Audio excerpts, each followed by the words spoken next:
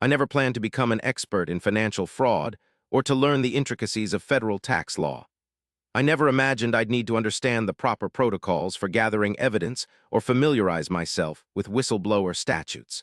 Then again, I never expected to discover that my husband of 5 years had been systematically betraying me in every way possible. My name is Rebecca Morgan. For years, I was simply James Morgan's wife to most people who knew us, the supportive spouse who smiled at dinner parties and nodded along to conversations about market projections and investment opportunities that flew over my head. At least, that's what James thought. That's what everyone thought. But perception and reality rarely align perfectly, do they? When I met James at an alumni networking event 6 years ago, I was immediately drawn to his confidence. He commanded attention when he entered a room, tall, with piercing blue eyes and the kind of smile that could disarm even the most skeptical person. I was finishing my master's in literature, and he was already establishing himself in financial consulting. "Literature, that's quaint," he'd said when I told him about my studies, a slight condescension in his tone that I chose to overlook. "You must be quite the romantic." I wasn't actually. I specialized in analytical criticism of modernist texts, but I simply smiled and let him assume what he wanted. It was the first time I allowed him to underestimate me. It wouldn't be the last. We married 11 months later. The wedding was lavish. James insisted on it. "Nothing but the best for us," he said, though I would have preferred something intimate. I signed the prenuptial agreement without much consideration. I wasn't marrying him for his money, after all. I was marrying him because I loved him, because I believed we were building something together. For the first year, I embraced my role as the supportive wife. I hosted dinner parties for his colleagues, attended charity galas on his arm, and listened attentively as he explained his latest business ventures. I didn't notice then how he would simplify concepts when speaking to me, as if translating for a child. I didn't register the subtle ways he would dismiss my opinions in public with a gentle, "Becca has always been the dreamer between us," or "let's leave the numbers to those of us who understand them." I was too focused on creating our home, on planning our future. I even set aside my career aspirations to support his. "There's no need for you to work," he'd insist. "I make more than enough for both of us." It seemed like generosity at the time. The first significant crack in my marriage appeared during a dinner party at our home. James had invited his business partners, Elliot, Nathan, and William, along with their wives. I'd spent the day preparing, wanting everything to be perfect. As I served coffee in the living room after dinner, I overheard a fragment of conversation from James's study, where the men had retreated. "She has no idea, does she?" Elliot's voice drifted through the partially open door. James laughed, a sound I hadn't heard often lately. "Rebecca, God, no. She thinks the Cayman accounts are for legitimate business expenses. She signed the tax returns without even glancing at them." I froze, coffee pot in hand, as William chimed in. "You lucked out, man. My wife would be all over those numbers." "That's the beauty of marrying an English major," James replied, his voice dripping with smug satisfaction. "She can quote Shakespeare, but she can't read a balance sheet to save her life." I didn't confront him that night. Instead, I smiled and played the perfect hostess until the last guest departed. Then I lay awake beside him, staring at the ceiling, replaying his words. I wasn't angry yet, just confused, hurt. What exactly was my husband hiding, and why did he think me so incapable of understanding? The next morning, I made a decision that would alter the course of our marriage. I would pay attention, really pay attention. I began by examining our financial documents, copies of tax returns, investment statements, property deeds. I didn't understand everything at first, but I knew enough to recognize inconsistencies. Multiple accounts I'd never heard of, properties purchased under LLCs with strange names, transactions that seemed to disappear into thin air. I started recording our conversations, nothing illegal, just using my phone during discussions about finances or his business. I created a new email account where I forwarded documents and sent myself notes about things I observed. I began educating myself, taking online courses in finance and accounting while James worked late. "What are you always doing on that laptop?" he asked once, peering over my shoulder. I quickly switched screens to a fashion blog. "Just looking at spring collections," I replied with a practiced smile. "Nothing you'd find interesting." He patted my head like one might pet a cat. "That's my girl." I never let him see how deeply that patronizing gesture cut. It was in our third year of marriage that I discovered James's affair with Olivia Turner, my sister Claire's best friend. I shouldn't have been surprised. The late nights, the weekend, conferences, the sudden interest in his appearance, all the clichés were there. But somehow the confirmation still felt like a physical blow. The evidence came in the form of text messages I glimpsed while using his phone to call mine when I couldn't find it. He'd left his phone unlocked on the counter when he went to shower, and a message preview from O appeared. "Last night was amazing. Can't wait to see you again when she's visiting her parents." I could have confronted him then. Part of me wanted to scream and throw things and demand answers. But another part, a colder, more calculating part I hadn't known existed within me, suggested a different approach. Knowledge is power, I thought, and he doesn't know that I know. So I kept quiet. I found ways to access his messages regularly, documenting the affair in my growing file of evidence. I photographed hotel receipts I found in his suit pockets. I noted the dates and times of his meetings and cross-referenced them with location data from our shared cloud account. The affair hurt, certainly, but what hurt more was the realization that came with it. James had never respected me. Not as a partner, not as an intellectual equal, not even as a person deserving of basic honesty. One night, as we prepared for bed, James casually mentioned, "I've been thinking we should revise our prenup. Just some minor updates to reflect my new business ventures." I kept my expression neutral as I applied my night cream. "Whatever you think is best, honey. You know I don't understand all that legal jargon anyway." He smiled, satisfied with my response. "That's why I handle it. You focus on making our house beautiful and I'll take care of the rest." The next day, I found the revised prenuptial agreement in his home office. The minor updates effectively nullified my claims to any assets acquired during our marriage, including our home. It was dated 3 months earlier and bore what appeared to be my signature, a signature I had never provided. Standing there holding physical proof of his deception, something crystallized within me. This wasn't just about lies or infidelity anymore. This was systematic exploitation, financial fraud, identity forgery. The hurt began to transform into something else, determination.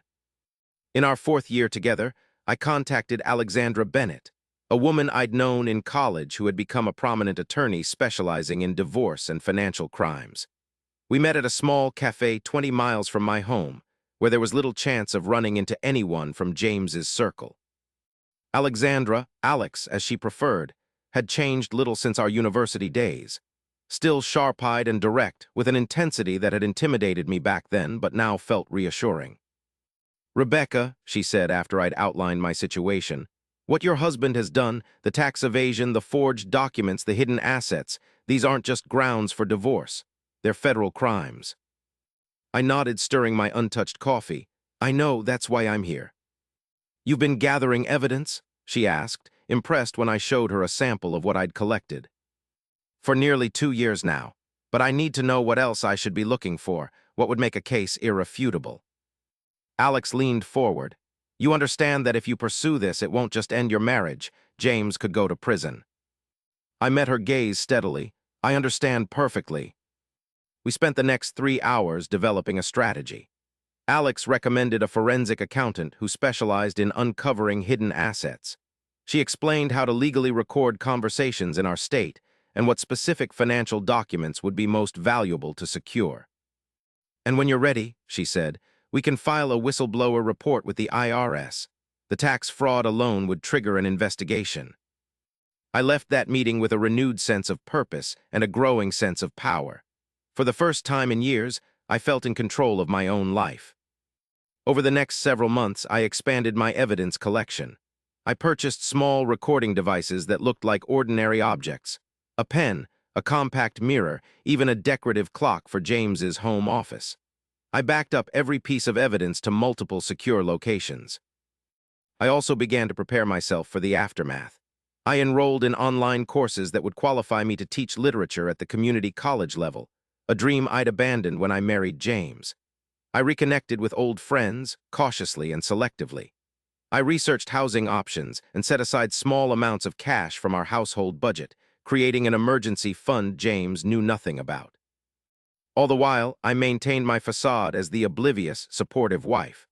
I attended his business functions with a smile, laughed at his condescending jokes, and pretended not to notice when he came home smelling of Olivia's distinctive perfume. "You seem different lately," James commented one evening as we prepared for another dinner with his associates. "More, I don't know, confident." I adjusted his tie and smiled. "Do I? Maybe it's just the new skincare routine I've been trying." He laughed exactly as I knew he would. "Always the little things with you, isn't it? That's what I love about you, Becca. You're so uncomplicated." I smiled back, thinking of the whistleblower report I'd finalized that morning, detailing 5 years of tax fraud totaling millions of dollars. "I try to be for you." Our fifth wedding anniversary arrived on a crisp autumn evening. James had insisted on celebrating at Harrington's, the most exclusive restaurant in the city, and invited a carefully curated guest list. His business partners and their wives, my sister Claire, though not her husband, whom James had always disliked, James's attorney Mitchell Hayes, and surprisingly, Olivia. "I thought it would be nice to include your sister's friend," James explained innocently when I questioned the invitation. "Claire mentioned she's been going through a rough time since her breakup." The breakup in question had been with her married lover, my husband, just 2 weeks earlier, a strategic move on James's part to avoid any awkwardness at the anniversary dinner. What he didn't know was that I was aware of every detail of their relationship, including their plans to resume the affair after a cooling-off period. I spent the day of our anniversary with unusual care. I selected a dress James had never seen before, a deep crimson sheath that projected confidence rather than the soft, feminine styles he usually preferred. I had my hair styled in a sleek updo rather than the loose waves he favored. Small rebellions, but they made me feel powerful. "You look different," he said when he saw me, a slight frown creasing his brow. "It's a special occasion," I replied. 5 years deserves something memorable, don't you think?" The restaurant had reserved a private dining room for our party. James had spared no expense, premium champagne, a specialized menu, tasteful decorations. As guests arrived, I played my role perfectly, accepting congratulations and compliments with gracious smiles. Olivia arrived last, looking uncomfortable but determined. She barely met my eyes as she offered a gift, a crystal picture frame with a murmured, "Happy Anniversary." "How thoughtful," I said, accepting it with a smile that made her flinch slightly. "James and I will treasure this." Dinner progressed smoothly through multiple courses. I watched as James charmed the table, telling carefully edited stories of our marriage that painted him as the patient, generous husband and me as the lucky, somewhat ditzy wife who'd landed well above her station. "Remember when Rebecca tried to help me prepare for that Thompson presentation?" he said, generating chuckles around the table. "She mixed up all my slides and nearly cost us the account." What he didn't mention was that I had actually identified a significant error in his financial projections, an error that would have indeed cost him the account had I not pointed it out. As dessert was served and the servers poured more champagne, James stood for what everyone expected would be a traditional anniversary toast. I felt a strange, calm settle over me. The moment I had planned for over 2 years was finally here. "I'd like to thank everyone for joining us tonight," James began, raising his glass. 5 years ago, I made the best decision of my life when I married Rebecca." Murmurs of approval circulated the table. "She may not understand the complexities of what I do," he continued with a fond, patronizing smile in my direction, "but she makes our house a home and supports me unconditionally. To my beautiful, simple wife, here's to 5 more years of you standing by my side." The guests raised their glasses. "To Rebecca and James," they chorused. I stood then, my own glass in hand. James looked surprised. This wasn't part of the script he'd imagined for the evening. "I'd like to say a few words as well," I said, my voice steady. "After all, it's my anniversary, too." James's expression shifted to indulgent amusement. "Of course, sweetheart, the floor is yours." I took a moment to look around the table, at Olivia's nervous face, at Mitchell's bored expression, at my sister Claire's curious gaze, at Elliot, Nathan, and William's polite attention. 5 years is a significant milestone," I began. "It offers a chance to reflect on what we've built together and what we've learned about each other, and I've learned so much." I directed my gaze to James, who was still smiling. completely unaware of what was coming.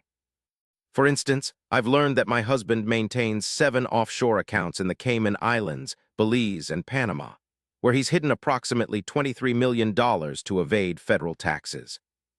The smile froze on James's face.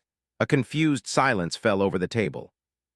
I've learned that he forged my signature on a revised prenuptial agreement 3 years ago, effectively attempting to disinherit me from assets I'm legally entitled to as his spouse.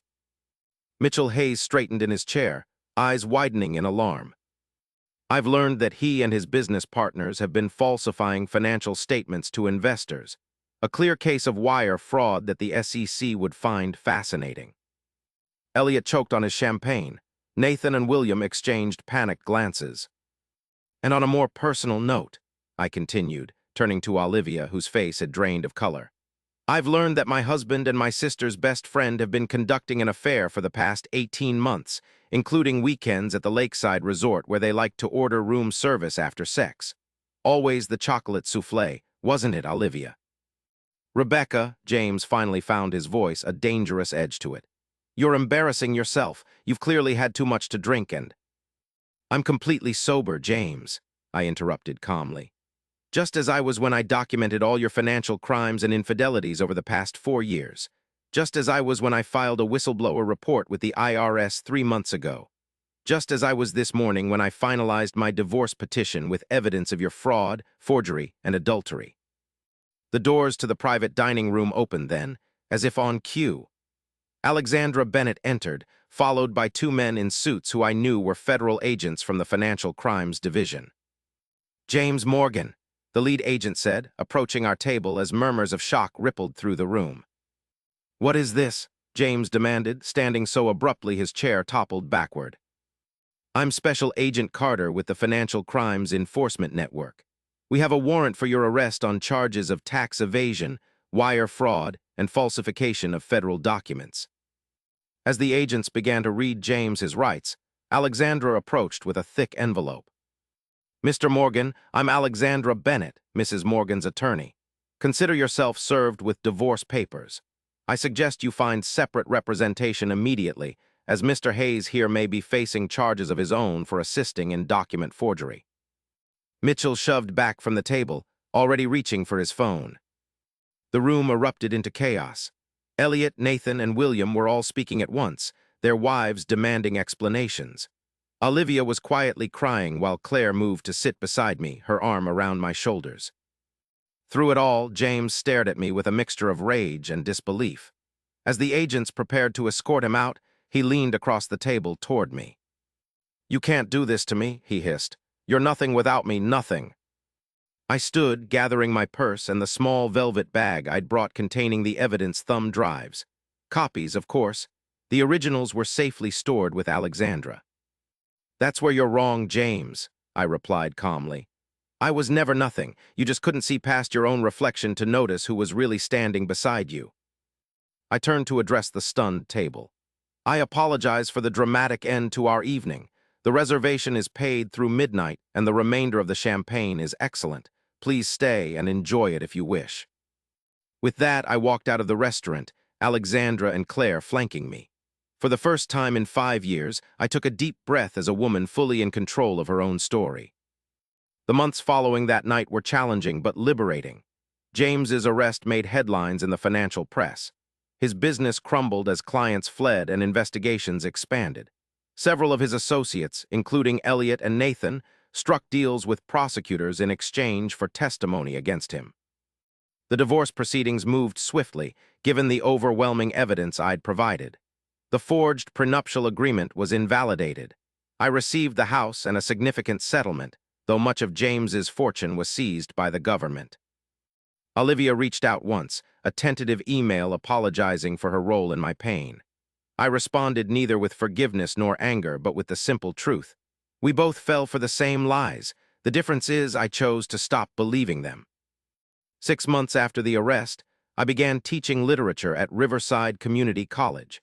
Standing before a classroom of eager students discussing the narratives that shape our understanding of the world felt like coming home to myself.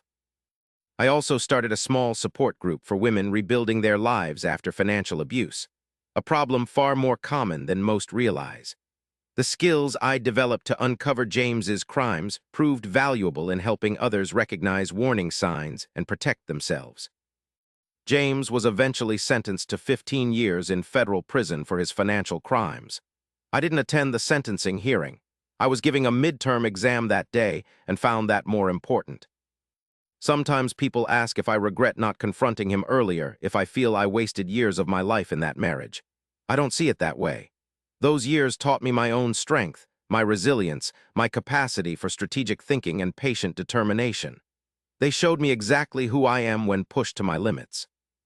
I kept one memento from my marriage, the crystal picture frame Olivia had given us at the anniversary dinner. It sits on my desk now, but instead of holding a photo of James and me, it contains a quote from Charlotte Bronte that reminds me daily of my journey. "I am no bird, and no net ensnares me. I am a free human being with an independent will." James thought he had married a simple woman, easy to control and manipulate. He never realized until it was too late that he had actually married a calculator, one who would, with precision and patience, add up his crimes until the sum total demanded payment in full.